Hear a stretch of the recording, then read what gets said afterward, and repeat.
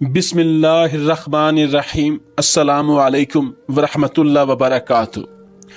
एक दफ़ा सुल्तान सलाहुद्दीन अय्यूबी रहमतुल्लाह अलैह अपने खैमे में आराम फरमा रहे थे, क्योंकि उस सुबह सुल्तान सलाहुद्दीन अय्यूबी रहमतुल्लाह अलैह बहुत तवील सफ़र से लौटे थे।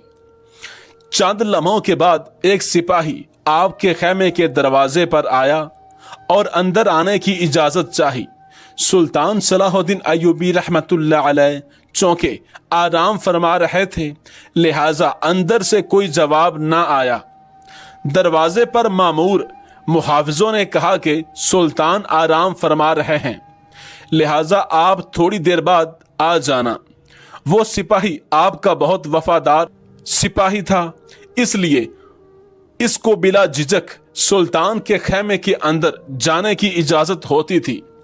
लिहाजा इसने भी सुल्तान को जगाना मुनासिब नहीं समझा और सुल्तान के खैमे के दरवाजे के साथ बैठ गया।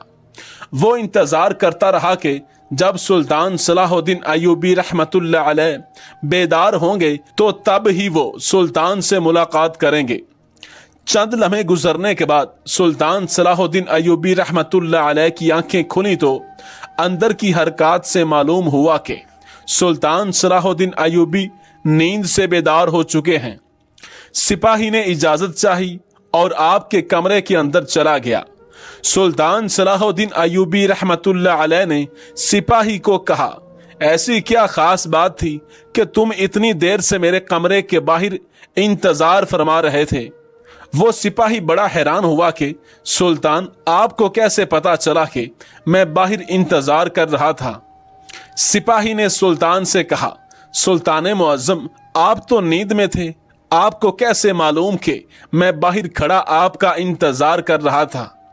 तो सुल्तान सलाहुद्दीन अय्यूबी रहमतुल्लाह अलैह ने कहा कि वो इंसान कभी फातेह सुल्तान नहीं बन सकता जो सोते हुए देख ना सके, यानी कि सोते हुए भी एक आंख खुली ना रखे। सुल्तान ने कहा कि जो सोते हुए सुन भी सके, देख भी सके और महसूस भी कर सके, वही असल फातेह और बड़ा सुल्तान है। सिपाही बड़ा हैरान हुआ और फिर सुल्तान ने इससे पूछा, बताओ क्या बात है? तो इसने कहा, सुल्तान मुअज्जम, शाही हकीम आपसे मिलना चाहते हैं।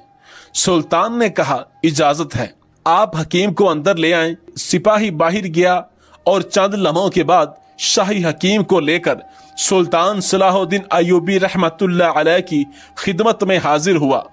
सुल्तान सलाहुद्दीन अय्यूबी रहमतुल्लाह अलैह ने हकीम से पूछा, हकीम साहिब, बताओ क्या बात है?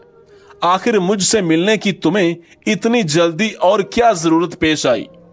तो हकीम साहब ने कहा, हजूर, एक बात जो मुझे कई दिनों से परेशान कर रही है, इसी सिलसिले में आपसे बात करनी थी। सुल्तान सलाहुद्दीन अय्यूबी रहमतुल्लाह अलैह ने इससे पूछा, बताओ कौन सी बात है? तो इसने कहा, सुल्तान मुअज्जम, मेरे हकीम खाने में मेरी शागिर्दों में से एक शागिर्द जो कि एक खातून है और यहूदी मजहब से ताल्लुक रखती है, लेकिन इसने इस्लाम के बारे में बहुत कुछ पढ़ा है और इस्लाम के बारे में बहुत कुछ सीखा है, लेकिन चंद एक सवाल हैं जिसकी वजह से वो अभी तक मुसलमान नहीं हुई। वो चाहती है कि वो मुसलमान हो जाए, लेकिन एक सवाल का जवाब मेरे पास नहीं है, जिसकी वजह से वो अभी तक मुसलमान नहीं हुई। सुल्तान सलाहुद्दीन अय्यूबी रहमतुल्लाह अलैह ने मुस्कुराकर कहा, सुल्तान के शाही हकीम होते हुए तुम्हें एक सवाल का जवाब नहीं आया? बताओ वो कौन सा सवाल है जो इस औरत के ईमान लाने के दरमियान रुकावट बना हुआ है? तो हकीम साहब ने कहा, सुल्तान मुअज्जम, वो खातून कहती है कि आखिर मुसलमान खंजीर का गोश्त क्यों नहीं खाते? आखिर इसमें ऐसी क्या बुराई है? इस खंजीर के गोश्त को खाने का ऐसा क्या नुकसान है जिसकी वजह से मुसलमान खंजीर का गोश्त नहीं खाते? हालांकि ये भी तो अल्लाह ताला ने जानवरों की तरह जानवर बनाया है। और ये लड़की ये भी कहती है कि हमारे गांव में तो सारे लोग अक्सर खंजीर का गोश्त खाते हैं, सारे लोग तंदुरुस्त रहते हैं, कभी किसी को खंजीर की वजह से कोई शिकायत नहीं हुई। हम अपने कबीलों में खंजीर पालते हैं और जवान होने पर इसको काट कर खाते हैं। और ये लड़की जब से मेरे पास हकीम का सबक लेना शुरू हुई है, ये जब भी वापस अपने गांव में जाती है तो वहां भी अपने घर वालों के साथ खंजीर का गोश्त खाती है, क्योंकि यहाँ तो उसे खंजीर का गोश्त मुयस्सर नहीं, लेकिन मेरे पास इसके सवाल का जवाब नहीं, क्योंकि मैं इस बारे में नहीं जानता। क्या आप इसके सवाल का जवाब दे सकते हैं? अगर हाँ तो आपकी वजह से एक गैर मुसलमान हो जाएगी, और वो एक यहूदी लड़की है और एक मालदार घराने से ताल्लुक रखती है, जिसका बाप एक कबीले का सरदार है, और इसकी वजह से हो सकता है कि ये सारा कबीला या इसका घर मुसलमान हो जाए। ये सुनकर सुल्तान सलाहुद्दीन अय्यूबी रहमतुल्लाह अलैह ने फरमाया, सुबह इस खातून को लेकर मेरे दरबार में हाजिर हो जाना। सुल्तान सलाहुद्दीन अय्यूबी रहमतुल्लाह अलैह जब सुबह दरबार में पहुंचे तो हकीम साहब इस खातून को लेकर दरबार में हाजिर हुआ और सुल्तान सलाहुद्दीन अय्यूबी रहमतुल्लाह अलैह से फरमाया, सुल्तान मुअज्जम, ये है वो सरदार की बेटी जो मेरी शागिर्द है। ये देखकर सुल्तान ने इस औरत को कहा, बताओ खातून, तुम्हारा क्या सवाल है? तो इस औरत ने कहा, सुल्तान मुअज्जम, मैंने इस्लाम के बारे में बहुत कुछ पढ़ा, बहुत कुछ सीखा है, और हत्ता कि मैं इस जगह पर आ खड़ी हो गई हूं कि मैं इस्लाम को कबूल कर लूं। लेकिन एक बात है जो मुझे इस्लाम कबूल करने से रोक रही है, और वो ये बात है कि इस्लाम खंजीर का गोश्त खाने से क्यों मना करता है। मैंने हर जगह देखा कि इस्लाम ने जिस चीज के बारे में मना किया वहां उसकी दलील मिली है, लेकिन इस खंजीर के गोश्त के बारे में मुझे अभी तक कोई वाज़ेह दलील नहीं मिली। मैंने बाइबल को पढ़ा था, वहां बाइबल में भी खंजीर का गोश्त खाने से मना नहीं किया गया, लेकिन इस्लाम क्यों मना करता है?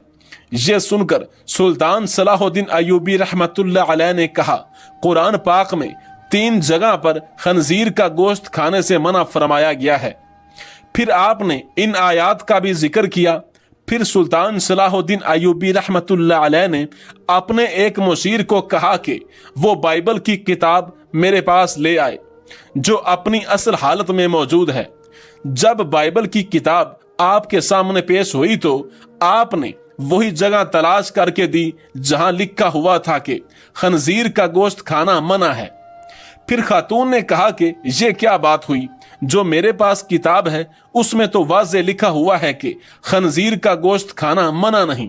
तो सुल्तान सलाहुद्दीन अय्यूबी रहमतुल्लाह अलैह ने कहा कि मुझे तरस और गुस्सा आता है तुम्हारे इन लिखारियों पर, जो अपनी अयाशियों के लिए इस पाक किताब को अपने लफ्जों से बिल्कुल तब्दील कर रहे हैं। ये जो तुम बाइबल पढ़ चुकी हो ये अपनी असल हालत में मौजूद नहीं है, ये तुम्हारे अपने लिखारियों की लिखी हुई किताब है। फिर सुल्तान सलाहुद्दीन अय्यूबी रहमतुल्लाह अलैह ने फरमाया कि ये तो मैंने किताब से साबित किया कि खंजीर का गोश्त खाना मना है, फिर अब मैं तुम्हें साइंसी लिहाज से मालूम करके दूंगा। फिर सुल्तान सलाहुद्दीन अय्यूबी रहमतुल्लाह अलैह ने इस खातून को हुक्म दिया कि खंजीर का गोश्त पकाकर कल सुबह मेरे दरबार में ले आना। वो खातून सुल्तान के सिपाहियों के साथ जंगल में गई, एक सूर खंजीर का शिकार किया और अगली सुबह इसका गोश्त पकाकर सुल्तान सलाहुद्दीन अय्यूबी रहमतुल्लाह अलैह के सामने ले आई। सुल्तान ने इस गोश्त को कराहत से देखते हुए इस खातून को कहा कि अब इस पके हुए गोश्त में एक बोटी को छुरी के साथ 2 हिस्सों में तकसीम करो। जब खातून ने खंजीर की इस बोटी को 2 हिस्सों में तकसीम किया तो इसके दरमियान में से गोश्त कच्चा था। सुल्तान ने कहा, क्या तुमने इस गोश्त को अच्छी तरह पकाया नहीं? तो इस खातून ने कहा, नहीं सुल्तान मुअज्जम, मैंने इसको बहुत अच्छी तरह से पकाया है। तो सुल्तान ने कहा कि अब तुम्हारी समझ में मेरी बात आ जाएगी कि ये हराम गोश्त चाहे तुम इसे जितना भी अच्छी तरह पका लो, अगर इसको दुगनी तपश भी दे लो, लेकिन ये पूरी तरह पकता नहीं, बल्कि ये दरमियान में कच्चा रह जाता है, और जब ये तुम्हारे पेट के अंदर जाता है तो बहुत सारी बीमारियों का सबब बनता है। اس لیے اسلام نے اس کو کھانے سے منع کر دیا ہے۔ آپ خود ایک حکیم ہیں، آپ خود دیکھیں کہ جو کچی چیز آپ کے پیٹ کے اندر چلی جائے تو وہ جا کر کتنی خرابیاں پیدا کر سکتی ہے۔ پھر سلطان صلاح الدین ایوبی رحمت اللہ علیہ نے اس خاتون کو کہا کہ اب میں سور کے بارے میں تمہیں کچھ بتانا چاہتا ہوں۔ پھر سلطان نے کہا کہ یہ سور جس جگہ رہتا ہے اپنی ارد گرد حتیٰ کہ انسانوں کی بھی گندگی کو کھا جاتا ہے۔ اس کی اکثر خوراک بہت ہی غلیظ ہوتی ہے، اور دوسری بات یہ ہے کہ سور ایسا واحد بے شرم جانور ہے کہ جب اس کی مادی یعنی اس کی بیوی کے ساتھ کوئی دوسرا سور جنسی تعلق قائم کرتا ہے تو یہ خوش ہوتا ہے اور فخر محسوس کرتا ہے۔ یہ واحد جانور ہے جس میں اتنی زیادہ بے شرمی بھری ہوئی ہے۔ آپ خود دیکھیں ایسے جانور کا جب آپ گوشت کھائیں گے جس کی بنیاد غلاظت سے بھری ہوئی ہے تو وہ تمہیں کیا فائدہ دے گا۔